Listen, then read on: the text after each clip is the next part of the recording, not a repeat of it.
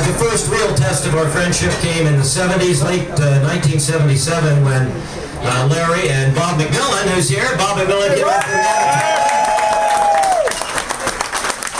Larry and Bob and I went up to Barrie to the old CKVR studios to put together the history of rock and roll film, which we then took around to virtually every high school in the GTA. And we spent many days and nights and overnights working up there on that film. We had a great time. It was a great time for the three of us to bond as a team.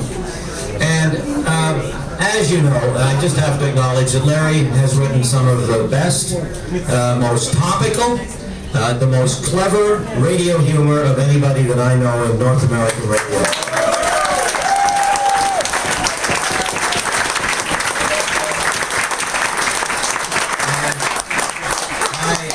I have had the pleasure of being one of the people to use that material on the air as if it was my own.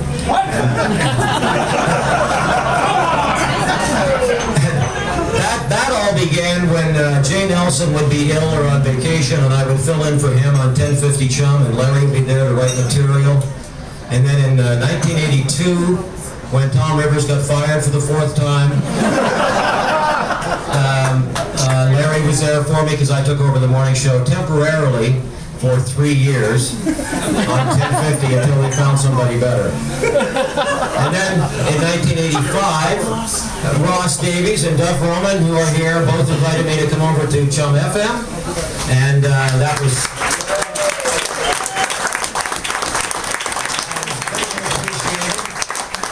because I'm still there, and it's been a great ride. I really enjoyed it. So anyway, so Larry was there throughout all of those years as well, from 85 on until just recently. But, you know, without your help, Larry, our show wouldn't have been what it was. So thanks very much for that.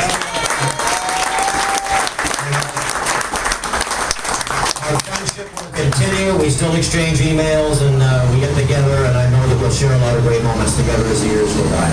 Thanks, Roger. Great to see you, Larry. Thanks very much. Occomore wants to say a few words as well. By the way, the t-shirts that some of us are wearing, whatever it says, I'm a pal of Gagman. We couldn't find a picture of Larry, so we used Donny Osmond.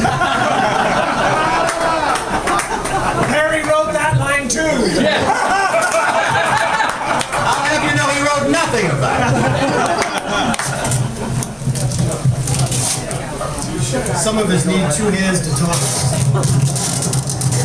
That sounds good, isn't it? Hey, Mike, why don't you thank the mix for the sound system? We got an engineer up here. Wow, that's a good look.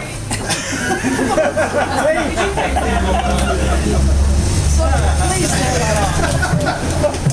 Here's your teeth, Doc.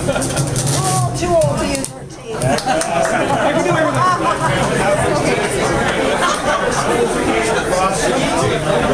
Okay, Mike, one take. Go. Do it. Daniel Lawrence McGinnis walked the halls of CHUM Radio for 40 years. What an amazing ride for Larry and, of course, for us, his friends. And that ride included the CHUM History of Rock, the CHUM Video History of Rock, dozens of world-famous contests on CHUM, including Beat the Bank, the wonderful CHUM TV commercial campaigns that Larry was responsible for decades, the thousands of CHUM station promos, tons of award-winning promos, and in my mind, especially ones that Larry did with partner Zeke Zadebiak back in the day.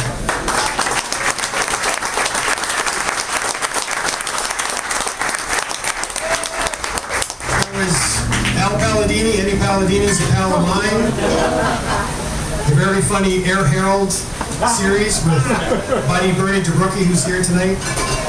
The City Above Toronto. The City of Vaughan campaign that Larry was responsible for. And of course, the many morning shows that Larry was involved with. For most of those 40 years, Larry was paid to make people laugh. However, there were many, many times when laughter was not Larry's intention, but we laughed anyways. Like the time a young woman came in to visit Larry at the radio station. She was from a local college, the radio program, and she wanted to interview the creative director of CHUM Radio. So they sat in Larry's office, which at the time doubled as the morning show office with Tom Rivers.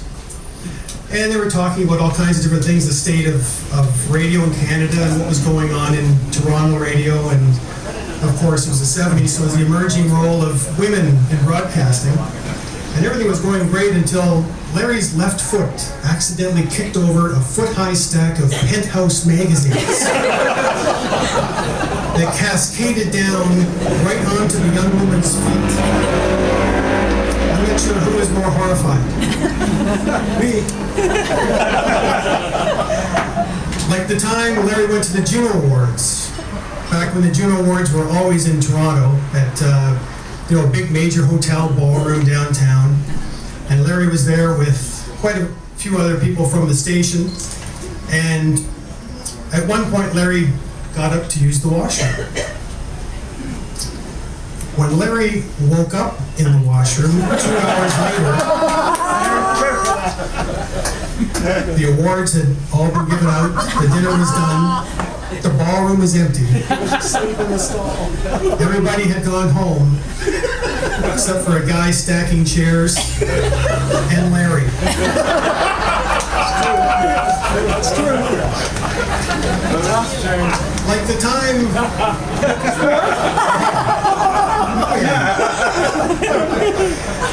Like the time Larry and I and a few others from CHUM went to the New York Festival in New York City, of course. We were up for a couple of awards, and Jim Waters was always generous to send us down there. Thank you, Jim. And we were at the awards. We won a couple of medals, which is great, but Larry and Zeke did the best. They won the Grand Award that year, which is this great big silver bowl. You might see it displayed at the station. And that was given out to the best of all the gold medal winners. So it was a pretty big deal. So we had a lot to celebrate that night. And we went out on the town, and we ended up at this great restaurant at Times Square.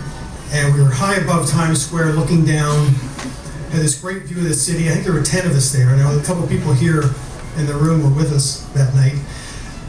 And at one point, Larry got up to use the washroom. When Larry woke up in the washroom... Okay, you've already heard this story. Let's move on to the next one.